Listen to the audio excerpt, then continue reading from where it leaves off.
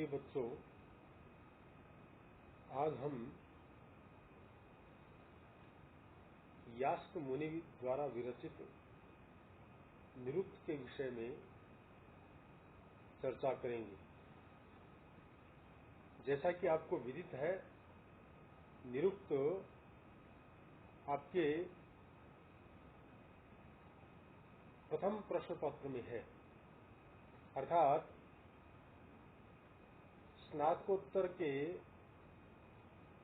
पूर्वार्ध में जो प्रथम प्रश्न पत्र है उसमें इसको रखा गया है। बच्चों, वेद को पढ़ने के लिए 6 वेदांगों की आवश्यकता है। शिक्षा, कल्प, निरुक्त, ज्योतिष, छंद, व्याकरण, इनमें निरुक्त का महत्वपूर्ण स्थान है। और निरुक्त में महर्षि यास्क ने शब्दों का निर्वचन किया है, अर्थात शब्दों के अर्थ किस प्रकार से प्राप्त करने चाहिए, इस विषय में व्यापक चर्चा की है और उसके लिए व्यावहारिक एवं सैद्धांतिक दोनों पक्षों को लेकर के उस पर सुंदर विवेचन किया है। आइए हम इस विषय में अधिक चर्चा न करके निर्वचन शास्त्र का जो इतिहास है उस पर थोड़ी सी पहले चर्चा कर लेते हैं। प्रिय बच्चों, प्रोफेसर मैक्समुलर कहते हैं, समूचे संसार के इतिहास में केवल 2 ही राष्ट्र हैं जिन्होंने स्वतंत्र रूप से बिना एक दूसरे से सहायता लिए तर्कशास्त्र और व्याकरण, इन 2 विज्ञानों पर विचार किया। वे दोनों हैं यूनानी और हिंदू। यह बात उन्होंने history of ancient Sanskrit literature में कही है। वे फिर कहते हैं, जबकि यूनान में उसके एक बड़े दार्शनिक के विचार निर्वचन शास्त्र की बाल्यावस्था प्रकट करते हैं, भारत के ब्राह्मणों ने निर्वचन शास्त्र के कुछ महत्वपूर्ण प्रश्नों का समाधान अत्यंत गंभीरतापूर्वक कर लिया था। कहने का अभिप्राय यह है कि यूनान और भारत दोनों स्थानों में निर्वचन पर स्वतंत्र विचार किए गए थे, परंतु भारतवर्ष की प्रौढ़ता कुछ और ही थी, वह यूनान में नहीं। भारत अपने प्राचीनतम साहित्य में ही निर्वचन का संकेत करता है और उस समय से संज्ञाओं की उत्पत्ति धातु से मानी जाने लगी है। फिर उन्होंने इस पर और विस्तार से चिंतन किया है। अब भारत के संदर्भ को लेकर हम निर्वचन के इतिहास की बात कर सकते हैं। यद्यपि भाषा के संबंध में चिंतन की प्रथम धारा ऋग्वेद में हमें मिलती है, क्योंकि व्याकरण, भाषा, सरस्वती आदि के विषय में उसमें पर्याप्त संकेत किए गए हैं। कितनी ऋचाओं में शब्दार्थ के रूप में निर्वचन भी दिए गए हैं तथा यजुर्वेद की 73 शाखा में शब्द का द्विधाकरण हम देख ही चुके हैं। तथापि निर्वचन शास्त्र का पूर्ण विकास देखने के लिए तो हमें ब्राह्मण ग्रंथों को ही सुरक्षित करना पड़ेगा। ब्राह्मणों का लक्षण ही है हेतु निर्वचनम निंदा स्तुति इत्यादि, अर्थात निर्वचन करना भी ब्राह्मणों के लक्षण है। आश्चर्य तो यह है कि ब्राह्मणों के निर्वचन ध्वनि, रूप, अर्थ आदि का पूरा विचार रखते हैं, उनमें त्रुटि प्राय नहीं है।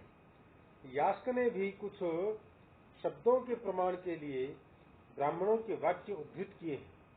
यह स्मरणीय है कि ब्राह्मणों के निर्वचनों को उद्धृत करने के बाद यास्क इति विज्ञायते अवश्य लिखते हैं। शक्वरी शब्द की व्युत्पत्ति के लिए ब्राह्मणों में कहा है, तद याभिः वृत्रम अशकद हंतुम तद शक्वरीणाम शक्वरित्वम इति विज्ञायते, अर्थात शक्वरी शब्द शक धातु से बना है और इसका अर्थ है जिसकी सहायता अर्थात उच्चारण से वृत्र मारा जा सका। फिर अक्ष की व्युत्पत्ति अंश धातु जिसका अर्थ है प्रकाश करना से मानी जाती है। तस्मादेते अर्थात आंखें, तस्मादेते व्यक्ततरे इव भवतः इति विज्ञायते अर्थात आंखें समूचे शरीर की अपेक्षा अधिक व्यक्त होती है। वृत्र एक राक्षस, इस शब्द की उत्पत्ति व्री धातु जिसका अर्थ होता है ढकना उससे या वृत्त अर्थात होना इससे बतलाने वाले वाक्य भी वहां प्राप्त है। यद वृणोत तद वृत्रस्य वृत्रत्वम इति विज्ञायते, यद वर्तत तद वृत्रस्य वृत्रत्वम इति विज्ञायते। ब्राह्मण ग्रंथों के निर्माण काल के बाद से ही निरुक्तकारों के संप्रदाय चल पड़े हैं, जिनमें औपमन्यव, आग्रायण, औरवाभ आदि के नाम बड़े सम्मान से यास्क भी लेते हैं। इन आचार्यों ने भी ग्रंथ रचना अवश्य ही की होगी, जिनके अभाव में इस समय कुछ भी निर्णय करना कठिन है कि इनके निर्वचन कैसे थे। यास्क के द्वारा उद्धृत इनके मतों से तो ज्ञात होता है कि ये भी यास्क से कम नहीं थे। निरुक्त के आधार पर इनका अच्छा अध्ययन हो सकता है। ब्राह्मण ग्रंथों का निर्माण काल हमें न्यूनतम 1100 ईसा पूर्व मानना ही पड़ेगा, जिसके बाद से इन आचार्यों की परिपाटी यास्क तक चलती है। 400 वर्षों की इस अवधि में जो कुछ अनुसंधान या स्वतंत्र चिंतन हुआ उन सबों का उपयोग यास्क ने किया है। इन छिटपुट आचार्यों के बाद भारतीय व्युत्पत्ति शास्त्र के इतिहास में एक ऐसे ज्वलंत नक्षत्र का उदय होता है जिन्होंने न केवल पहले के अपितु बाद के भी अन्य आचार्यों से बढ़कर काम किया और जो अपने सर्वांगपूर्ण निरुक्त की रचना करके सर्वापहारी काल के कोप से भी सुरक्षित रह सके। उस युग के अन्य ग्रंथ अपनी गौणता के कारण अप्राप्य हैं, जबकि यास्क के निरुक्त की कई प्रतिलिपियां मिली।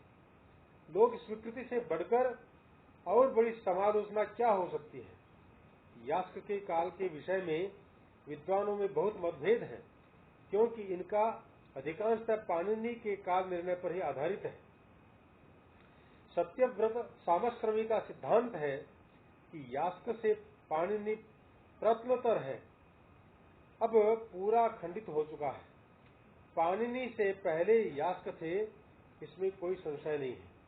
अस्तु मैक्स मूलर, बेवर, कीथ आदि विद्वान पाणिनि का काल 300 ईसा पूर्व मानते हैं, जबकि भांडारकर, विंटरनित्ज आदि अन्य भारतीय विद्वानों के साथ इन्हें 500 ईसा पूर्व मानते हैं। डॉक्टर वेलवलकर इन सबों की परीक्षा करके 700 ईसा पूर्व तक पहुंचते हैं।